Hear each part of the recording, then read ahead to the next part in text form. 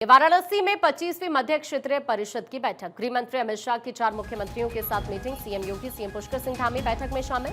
बैठक में CM Mohan Yadav, CM साहब भी मौजूद। नक्सलवाद सीमा विवाद को लेकर ये यहां इस मीटिंग में चर्चा चल रही है। देखिए, 4 अलग अलग राज्यों के मुख्यमंत्री यहां इस मीटिंग में शामिल हैं और इस वक्त हमारे साथ हमारे सहयोगी रतीश जुड़ रहे हैं। रतीश का सीधा रुख कर लेते हैं। रतीश, अभी इस मीटिंग को लेकर क्या अपडेट सामने आ रहा है?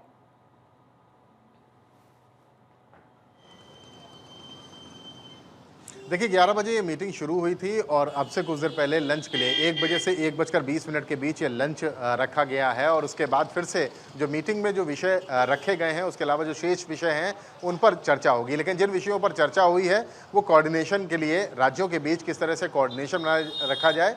चारों जो राज्य हैं, उत्तर प्रदेश है, उत्तराखंड है, मध्य प्रदेश है, छत्तीसगढ़ है, सभी भाजपा शासित राज्य हैं और इसकी अध्यक्षता केंद्रीय गृह मंत्री अमित शाह कर रहे हैं। इन राज्यों के बीच तमाम इश्यूज होते हैं, तमाम मुद्दे होते हैं। सीमा विवाद होता है, जल विवाद होता है, इसके अलावा जो ग्रामीण क्षेत्र में विकास कैसे किया जाना है, केंद्र से कितनी मदद मिलेगी राज्यों को और कितनी जो ग्रामीण क्षेत्र हैं उनका विकास कैसे होना है, जो योजनाएं हैं सरकार की वो किस तरह से लागू हो रही हैं या नहीं हो रही हैं, उनका भी विश्लेषण है। सभी राज्यों के चीफ सेक्रेटरी यहाँ पर मौजूद हैं, उच्च प्रशासनिक अधिकारी मौजूद हैं, डीजीपीज मौजूद हैं, पुलिस के प्रशासनिक अधिकारी मौजूद हैं। तो सभी राज्यों के मुख्यमंत्री अपने आला अधिकारियों को लेकर के इस मीटिंग में आए हैं। मध्य क्षेत्रीय परिषद की 25वीं बैठक वाराणसी में पहली बार हो रही है और इस बैठक की अहमियत इसी में समझी जा सकती है कि 4 राज्यों के मुख्यमंत्रियों को, उनके अधिकारियों को बुलाया गया है कोऑर्डिनेशन, बेहतर कोऑर्डिनेशन के लिए लेकर के। सीमा विवाद होता है कई बार जल विवाद हो जाता है, नदियां एक राज्य से दूसरे राज्यों में एंटर करती हैं, उसमें कितना पानी किसको शेयर करना है, किसको कितना पानी मिलना है, तो उसके ऐसे तमाम इश्यूज होते हैं जिनको इन सभी मीटिंग्स में बैठ करके सुलझाया जाता है और उन विवादों को दूर किया जाता है। तो ऐसे में नक्सलवाद की जो बात आपने कही, नक्सलवाद मध्य प्रदेश और छत्तीसगढ़ से लेकर उत्तर प्रदेश के भी कुछ जिलों में जैसे नक्सल की समस्या रही है, तो नक्सलवाद को लेकर के केंद्रीय गृह मंत्री, सहकारिता मंत्री अमित शाह ने एक डेडलाइन दी है 31 मार्च 2026 की। उन्होंने ऐलान किया है कि 31 मार्च 2026 तक देश से नक्सलवाद को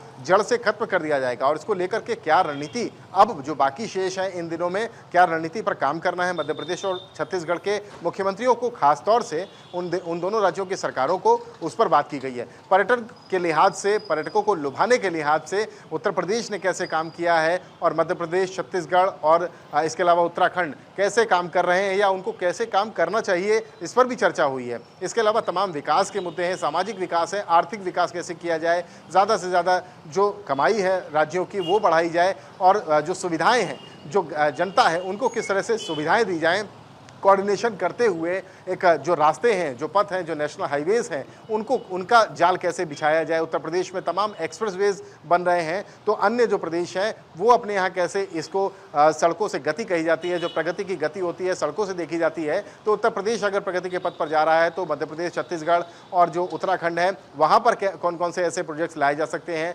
उनका कोऑर्डिनेशन कैसे किया जा सकता है, इन सब पर चर्चा हुई है। और तमाम कुछ और विषय, अन्य विषय भी बचे हैं जिन पर अब से कुछ देर बाद चर्चा होगी और 2 बजे के बाद केंद्रीय गृह एवं सहकारिता मंत्री अमित शाह यहां से वाराणसी से निकलेंगे और उसके बाद सभी मुख्यमंत्री भी अपने अपने राज्यों के लिए निकलेंगे। जी, तो देखिए, कुल मिलाकर यहाँ पर फोकस जो इस वक्त नजर आ रहा है रतीश, वो इस बात पर, क्योंकि उत्तर प्रदेश को तो हम पिछले कई सालों से अगर देखेंगे तो उत्तर प्रदेश की तस्वीर बदलती नजर आती है। चाहे काशी की बात कर लें, चाहे अयोध्या की बात कर लें, चाहे मथुरा की हम बात कर लें, तो जाहिर तौर पर पिछले कई सालों में यहाँ पर अगर पर्यटकों की संख्या का अगर जिक्र हम करें तो उसमें रिकॉर्ड तोड़ इजाफा देखने को मिल रहा है। कुल मिलाकर अब आगे की जो संभावना है, चाहे वो यूपी हो, चाहे वो मध्य प्रदेश हो, छत्तीसगढ़ हो या फिर अन्य राज्य, क्योंकि अभी आपने जो जिक्र किया कि 4 ही राज्यों के मुख्यमंत्री इसमें शामिल है, तो कुल मिलाकर चारों राज्यों का विकास और वहां की सुरक्षा किस तरह से और मजबूत किया जाए, इसी पर फोकस, राइट?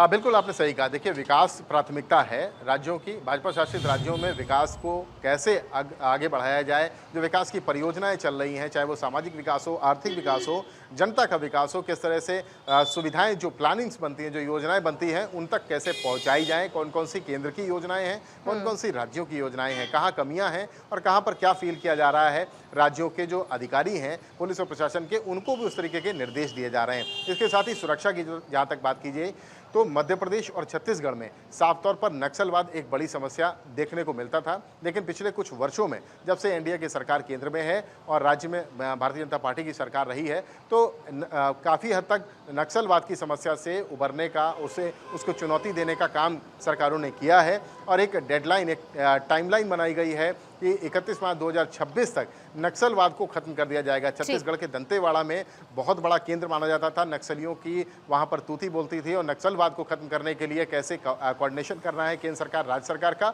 और राज्य की अन्य सरकारों का, जो तमाम राज्य की जो सरकारें हैं, मुख्यमंत्री यहाँ पर बैठे हुए हैं, किस तरह से नक्सली सरेंडर कर रहे हैं, उनका खात्मा किया जा रहा है और जो लक्ष्य रखा है गृह मंत्री अमित शाह ने, उसके काफी करीब भी हम नजर भी आ रहे हैं।